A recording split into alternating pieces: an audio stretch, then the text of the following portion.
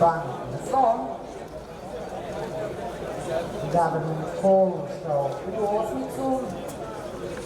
Born to Champion sa učenicom Radovanom u Bosnoj.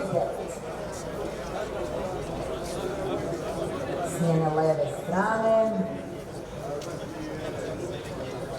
je nagla. Ušao je i ministro, kada je puštena radnika Atlantika.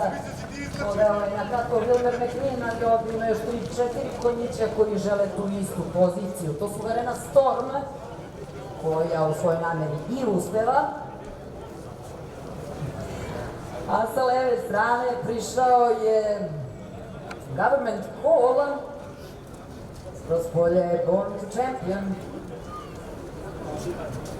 Wilmer će ostati na trećoj poziciji, a na petoj Bank. Šesta pozicija za ministra, koji sada izbija na četvrto mesto, a Government Call napada liderku Verenu Storm. Nagla je na začelju, ispred nje Arhimeda, Harrier i Wilmer McLean.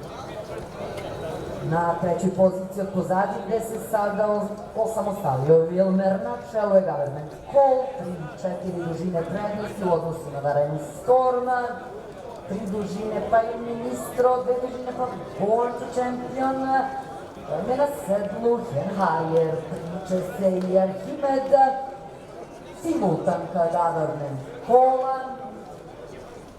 Samo je pitanje sa koliko desetina, ako ne 100 metara će dobiti ovo nadmetanje Government Call-a i za borba za drugo mesto, izjutra Born to Champion kroz sredinu.